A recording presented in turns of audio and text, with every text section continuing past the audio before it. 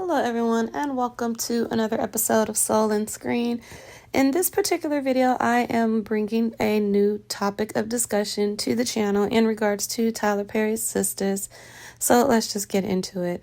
Hey guys, so remember I told you I was going back into the past seasons and just kind of looking over various scenes and things that I may have either missed or didn't get a chance to really go into deep because I was doing the soul tie conversation or something else. So anyway, one of the things I did want to address is I'm in season 5, and this is like, I think it's episode 17, where Karen is in the at dinner with Aaron, and she gets the phone call from Zack, and he's like, where you at? And she's like, what you doing at the salon? And he's like, stay there. And so she has this conversation with Aaron, who basically she understands and she can tell that Zack is upset.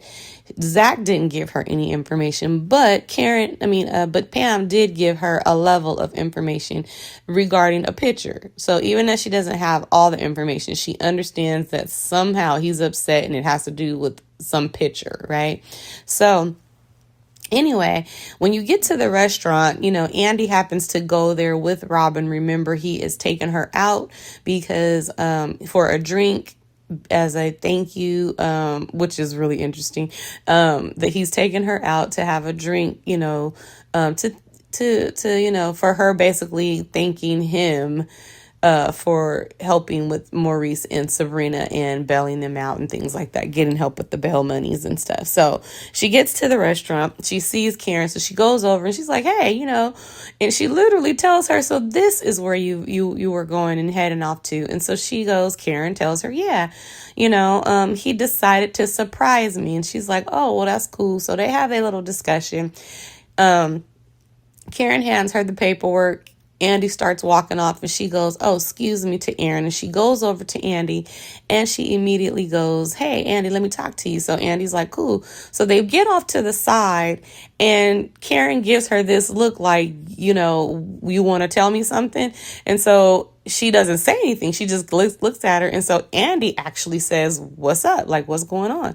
And so Karen goes, Zack. And, Andi's looking at her like, what are you talking about? She was like, he told me he's coming up here. And Andi goes, well, why? And Karen tells Andi, I thought you would know. And so Andi tells her, no, I don't know nothing. And so she goes, she tells her, so Andi, are you lying to me? And so she goes, no, I don't know what you're talking about. And she goes, you lying to me? And so Andi tells her, I'm not lying. She goes, okay, so you not lying. You just not telling me. And so she's like, Karen, what are you talking about? She goes, I didn't know, I don't know what you're talking about. And she goes, wait a minute. Karen goes, and she looks up in the air and she goes, wait, is that why you here? Because he on his way up here and you want to see like what's about to go down? And Andi is like, girl, what are you talking about? Like, I didn't know you was up here. And she goes, you did know I was up here. So this is what you came up here for. You up here to like basically watch the drama, which was interesting on a couple of things. Because one, if you have that type of a friendship where you think your best friend since college wants to see you and your ex get into this huge argument, and to the point where she goes out with this man and buys a drink so that she can get front row seats to spectate. If you feel like you got that type of a friendship, shouldn't you be trying to get up out of that? Because that is the most toxic thing that I have ever heard of. But once again, this is Karen like projecting again. And so it really kind of brings to mind, because where would that come from? I could not imagine even thinking a friend of mine would do something like that. And you know what I'm saying? So again, I believe Karen projects a lot of what she would do in a situation onto people. And so because she would do it, she's automatically thinking these people would do it. And that's what helps get her so, upset. And she's so infuriated at these people because she would do that, which again shows you like Karen is really kind of mean spirited, like, because who does that? So anyway, fast forward. Andy is like, listen, Karen, I don't know what you're talking about. If I don't have anything to say, if it was something to tell you, I would. But my question here also is, I have one question, is Andi obligated to tell her, anything that she did know? I mean, she knew that, Fatima was upset, but she has no idea that Zack and Fatima have had this conversation yet, and, that he's that he's on his way to go off on Karen because of that. You know what I mean? So she's not obligated to really tell Karen, well, I had a conversation with Fatima earlier and she seemed to be upset about a picture, because that doesn't necessarily mean, or she doesn't know for sure that that's the reason that Zack is coming over there. So let me know what you think about that part. But the next thing that she tells Karen, is that I'm gonna go have this drink with Robin, and I'm gonna go home. And so Karen goes with Robin. She goes, yeah, the man, and she goes, the man that you mad at. And so here's the other question. So it doesn't make sense that Andi would go and have drinks with a man. True enough, she mad at him, and she should be. He disrespected her. But you don't think she owes him, or it makes sense. Let me put it that way. You don't think that it makes sense that she would go and have a drink with the man who put up $1 million to get you both of your best friends out of jail, and is helping with your best close friend. So you don't think that she owes him, or that it makes sense that she would put her anger and animosity down, that she's mad because, true enough, he was disrespectful, but as much as, listen, he put down $1 million. The least I could do is go out with this man and give him a drink some of my time and say thank you. And so you think that's unreasonable, but you, Karen, are absolutely on a date with a man that you don't like.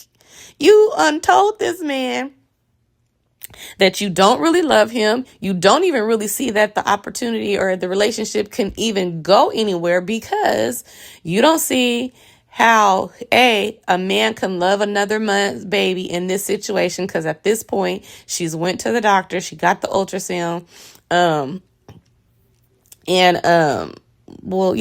at this point, she was telling him that it's Zack's baby. And so she's telling him, I don't even see how you can love a baby that's not yours in this type of a situation. And then she just doesn't want to be with this man. She still knows it in her mind even now. Remember, the letter has already happened. She's already talked to him and basically told him, I love you, but I don't never know if I'll be in love with another man again. Not the way that I love him. Not loved, love. I have to go back and see, because I don't think she put the ED on there. So anyway, what I'm saying is, so you think that it makes sense for you to be over here having dinner with this man that you don't like, you don't want to spend no time with, really. He's really irritating you and agitating you. You just, again, kind of putting him in a place of a filler spot until Zack come to his senses. Because at this point, while you are trying to make yourself move on, you haven't, right? So it makes sense for you to do that and go have dinner in this relationship and act like you in this relationship, because they all talking, and he's like, Karen, I don't want no stress. I don't want you to be stressing the night and stuff like that. You don't have no say so on this, in all honesty. One, because she's not even declared that you her man. You somebody she dating. Now, Aaron and Karen are in two different spots in this whole situation.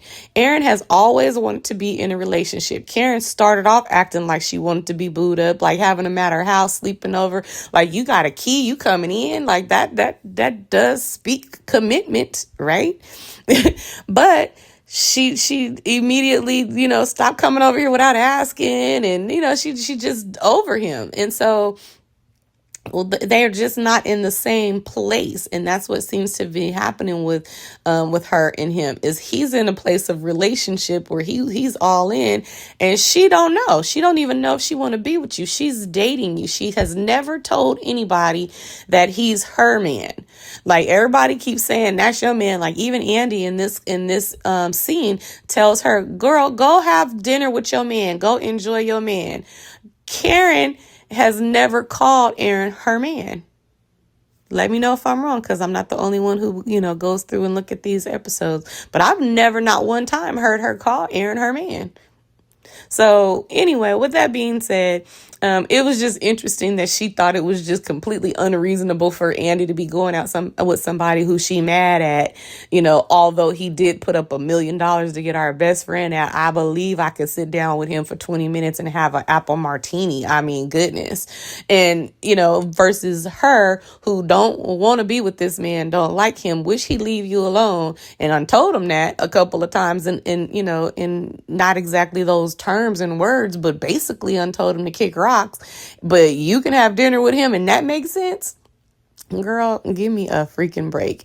And so anyway, that's kind of it on that. I just kind of wanted to talk about that. We'll talk about since I'm here, let's just go ahead and talk about this too. Now let's get to the argument of things.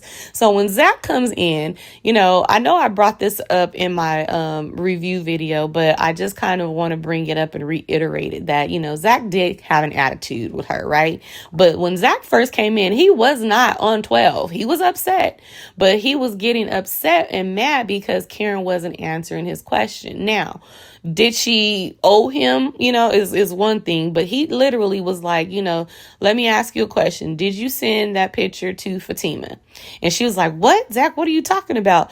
And so you was getting upset. And so the truth of the matter is, while he came at her and didn't really ask her or fully explain, which I will say that is on Zack, because he came in just automatically assuming that she knew what he was talking about. Now, inquiring minds have still wanting to know, and, from the writer's perspective, was this Karen's set, was this her deal? Because you have those fans in the fandom, world who believe that, Karen absolutely initiated this, and you have those who don't think so. I lean on the side, I'm thinking more so that she had something to do with it, you know what I mean? But her acting, even when he asked her, instead of her just, and she did say, what are you talking about? But I think it was just the fact that she was like, show me what picture you're talking about. I think if they would have both settled down a little bit, they could have got it. But in all honesty, I think Karen on purpose was trying to infuriate Zack even more. So why? Once again, because it brings them back into an argumentative circle, right? You know what I'm saying? If they get into this argument, hopefully maybe this will be the time that he comes back, because I'm not going to give him no answer now. And so if I don't give him no answer now, that'll piss him off. He'll go away for a minute and he'll end up knocking on my door later on. And then, because all she's been trying to do is get him to come to her house.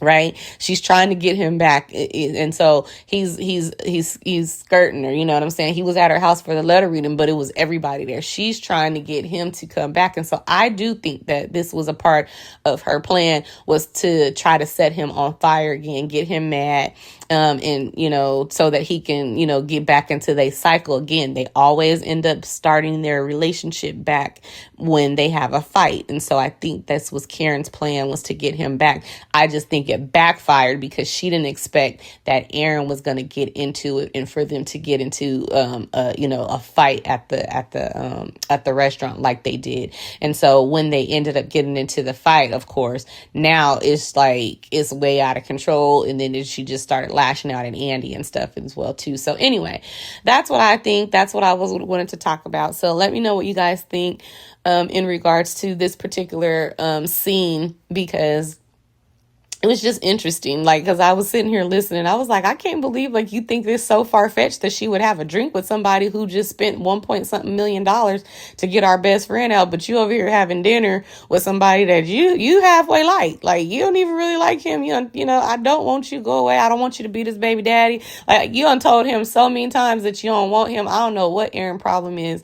I think I'm going to do a video on some of the men in their stuff on of Sistas, and we'll see. I think I might do one on them because they have their issues as well. And so anyway, let me know what you think. Let's get into the conversation like we do. Once again, please feel free to like, share, and subscribe, and I will see you guys in the next video. Bye.